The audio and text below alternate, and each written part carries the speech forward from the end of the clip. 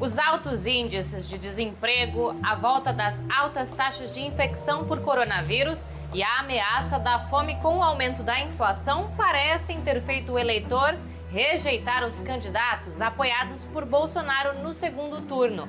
Na entrevista central, a cientista política Marina Lacerda avalia o impacto dos resultados da eleição para a onda conservadora vivida no Brasil. E nossa reportagem mostra que o aumento no número de mortes infectados na segunda onda de coronavírus poderia ter sido evitado com estratégias de contenção. Mas o governo Bolsonaro mantém a inércia vista na primeira onda. Eu sou Pamela Oliveira e começa agora a Central do Brasil. Central do Brasil. A direita tradicional conquistou mais prefeituras, vencendo em 25 das 57 cidades onde ocorreu o segundo turno. Já os partidos de esquerda e centro-esquerda elegeram 11 prefeitos. Nas urnas, a maior derrota mesmo foi de Bolsonaro. O editor da Newsletter Ponto, Miguel Stedley, avalia o cenário político. Embarque imediato. Os resultados eleitorais do primeiro e do segundo turno demonstram o fim da onda antipolítica e antissistema que elegeu Jair Bolsonaro em 2018. Independente da matriz política, o eleitor dessa vez preferiu candidatos que se apresentaram como administradores, como gestores capazes de resolver os problemas. O sinal fica muito claro para Bolsonaro que a política de tensionamento permanente que marcou seu governo até agora vai precisar terminar e Bolsonaro vai ter que começar a trabalhar. Em pouco mais de 30 dias acaba o prazo das medidas que o governo tomou junto com o Congresso para enfrentar a pandemia. O auxílio emergencial, o apoio a estados e municípios, o apoio às empresas. Uma crise econômica de grande porte se avizinha. E o fato é que o governo não só não conseguiu vencer a guerra contra o Covid, como não tem nenhum plano para enfrentar a crise econômica que se avizinha. Isso deve colocar o governo sangrando e fraco, cada vez mais dependente do centrão. Nesse cenário, cabe à esquerda em 2021 ter a capacidade de apresentar propostas concretas, de transformar isso em bandeiras de lutas e conseguir, de fato, derrotar esse governo nas ruas no próximo período. Os níveis de infecção por coronavírus no Brasil voltaram ao patamar de maio. Nesta segunda-feira, o agravamento da situação sanitária levou o diretor da Organização Mundial de Saúde, Tedros Adhanom, a se pronunciar pedindo que o Brasil leve a sério o aumento das infecções e do número de mortes. Para que isso não voltasse a acontecer, quais medidas deveriam ter sido empregadas pelo governo Bolsonaro? Quem nos conta é Afonso Bezerra. Nacional. Com aproximadamente 9 meses após o primeiro caso de coronavírus, o Brasil volta a registrar recordes de contaminação e se depara com o que os especialistas já alertavam: a possibilidade de uma nova aceleração de contágios. O ministro Pazuello nega a existência desse segundo momento. Estados e municípios já estão em alerta. O que chama a atenção é que, mesmo diante da tragédia que vivemos durante o ano todo, o governo federal permanece na mesma inércia, com negacionismo e promovendo desinformação. Especialistas apontam que, diante desse crescimento de contágios, ainda faltam coordenação, rastreamento eficiente e forte política de prevenção, como analisa o advogado sanitarista Tiago Campos. Nesse caso específico dessa segunda onda, esses sinais estavam dados, o governo federal estava ciente do que viria e poderia ter adotado mecanismos simples, como fechamento das fronteiras, ou testagem em massa daqueles que ingressassem no país, ou ainda ampliação da comunicação com a população, para que houvesse a adoção das medidas de precaução e de prevenção do contágio do coronavírus. Espera-se do governo federal uma postura de comando e liderança, mas o que se assiste é uma desorganização. O presidente ainda insiste em defender a cloroquina. Enquanto há uma demanda por rastreamento da doença, quase 7 milhões de testes de Covid RT-PCR podem perder a validade em um armazém do governo federal. Além disso, Bolsonaro prefere a disputa política a uma solução científica sobre a vacina.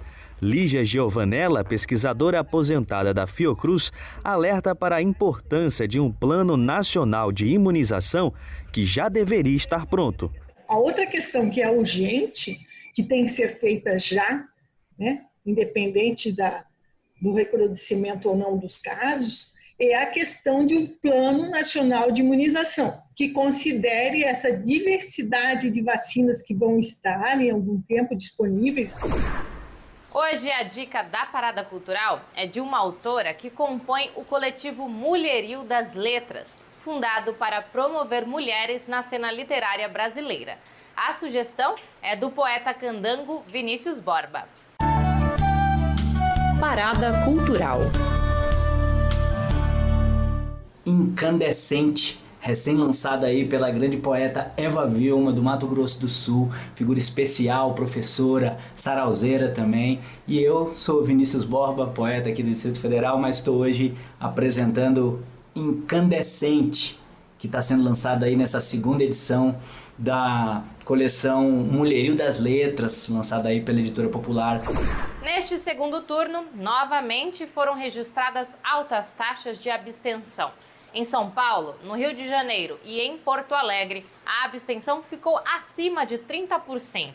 Apesar disso, a avaliação do Tribunal Superior Eleitoral tem sido de que o comparecimento às urnas foi expressivo, já que as eleições foram realizadas em meio à pandemia.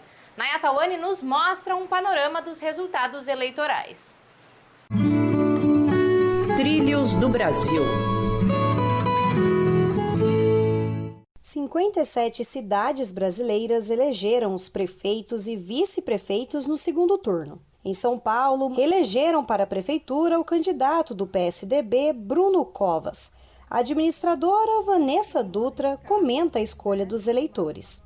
Então, teria uma grande demanda desses eleitores, desses outros candidatos de direita, liberal, que iria para o Bruno Covas. Não acho que foi a aprovação da gestão passada. Eu acho realmente que a população de São Paulo, os paulistanos, não queriam arriscar, né, numa nova gestão. Já no Rio de Janeiro, o candidato do DEM, Eduardo Paes, foi eleito com 64,41% dos votos válidos. Ele exercerá o seu terceiro mandato na cidade. A cientista política Tainá Paulino conta o que esta vitória representa para a capital. Podemos esperar uma tentativa, né, de trazer de volta um período de mais investimento financeiro na nossa cidade, sem esquecer das contradições que são expressas de uma atuação desse prefeito, que já teve uma oposição. Em Fortaleza, Sarto Nogueira, do PDT, saiu vitorioso da disputa contra o capitão Wagner, candidato apoiado por Bolsonaro. A socióloga Joyce Martins comenta o resultado. O Sarto vai ter um governo de continuidade, né? Já era o candidato da situação, e acredito que um governo sem tantas dificuldades, porque ele segue tendo a maioria na Câmara. A derrota eleitoral de Jair Bolsonaro aponta para um enfraquecimento do discurso reacionário e fundamentalista. Mas na economia, a postura da direita ultraconservadora e da direita tradicional é a mesma: implementar uma política neoliberal de austeridade. Na entrevista central, a cientista política Marina Lacerda avalia os efeitos práticos da derrota da extrema-direita nas urnas. A entrevista é de Jonatas Campos. Entrevista Central. Hoje conversamos com a cientista política Marina Lacerda. Ela é doutora em Ciências Políticas pela UERJ, do Rio de Janeiro, pesquisadora do conservadorismo na política e autora do livro O Novo Conservadorismo Brasileiro, de Reagan a Bolsonaro. E é sobre esse tema que vamos conversar. A vitória eleitoral de Bolsonaro em 2018 é o resultado de uma onda conservadora, como você afirmou em seu livro. Os resultados das eleições confirmam ou enfraquecem essa onda conservadora? Acho que é cedo para dizer. Eu acho que a onda conservadora teve um refluxo, isso é o que os analistas políticos vêm dizendo desde domingo, mas é cedo para dizer se a onda conservadora na sociedade, na política de maneira geral, teve um refluxo. A gente precisa ver o desenrolar dos próximos anos e a próxima eleição presidencial. Esse conservadorismo que a gente vem vivendo no Brasil recentemente, ele começou de maneira mais plural, aparecer de maneira mais plural a partir de 2013, e quem acabou hegemonizando esse conservadorismo foi o Bolsonaro, com as características centrais de defesa da família patriarcal, de combate a demandas do movimento LGBT e do movimento feminista, um punitivismo muito forte, um apelo às armas, e uma aliança muito grande com a direita cristã e, finalmente, a defesa de princípios do neoliberalismo muito claros, retomando até o consenso de Washington. Marina, é interessante que você falou que a pauta dos costumes ela é bem majoritária nesse conservadorismo brasileiro, mas tem também o conservadorismo econômico. Você poderia falar um pouco sobre isso, um pouco mais? Sobre a questão do neoliberalismo, eu gosto das categorias de uma autora chamada Nancy Fraser. Ela fala que você tem o neoliberalismo progressista. Nos Estados Unidos ele é representado pela fração hegemônica do Partido Democrata, e no Brasil eu acho que a gente pode visualizar bem a Rede Globo representando esse neoliberalismo progressista, ou seja, austeridade fiscal, controle de gastos, menor intervenção do Estado na economia, mas ao mesmo tempo a defesa dos direitos das mulheres, defesa de pautas da igualdade racial. Combate à discriminação contra as pessoas LGBT. E você tem o neoliberalismo, que a Nancy Fraser chama de neoliberalismo reacionário, que no partido é representado pelo Partido Republicano nos Estados Unidos e que hoje você tem no governo federal uma expressão muito forte. Ou seja, são princípios de mercado com a menor intervenção possível do Estado na economia, e isso ficou muito evidente no Brasil, porque inclusive na época da pandemia, em que até o Financial Times falou, estados intervenham na economia, o Brasil foi relutante em relação a isso. Eu queria falar um pouco sobre a repercussão dessa onda conservadora na economia, eu queria continuar esse assunto.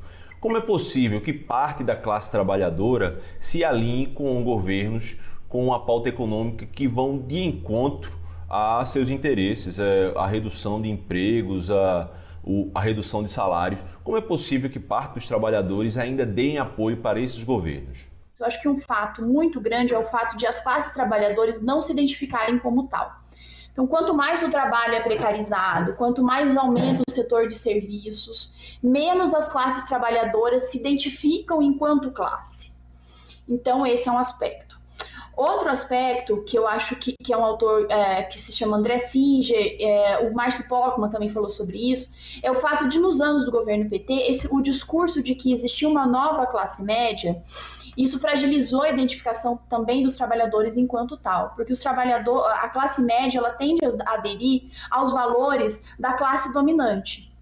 Livre iniciativa, redução de impostos, redução de direitos trabalhistas e não aos interesses das classes às quais elas efetivamente pertencem. E no parlamento brasileiro, essa característica desse novo conservadorismo que você fala, ela é muito forte no parlamento e me parece que há uma adesão da classe trabalhadora a esses parlamentares, dada a grande votação que eles têm. Tem algum motivo específico para que isso aconteça? Um dos argumentos que eu desenvolvo no livro é porque a reedição de um movimento semelhante ao neoconservadorismo dos Estados Unidos.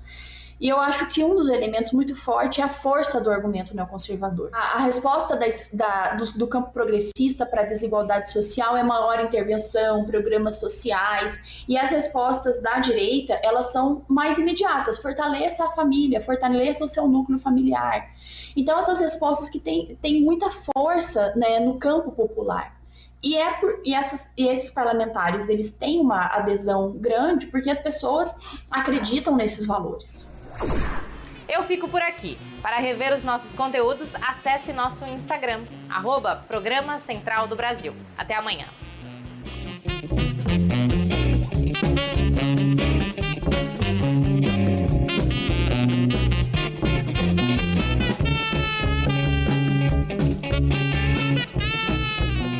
Central do Brasil, a rede de comunicação dos movimentos populares.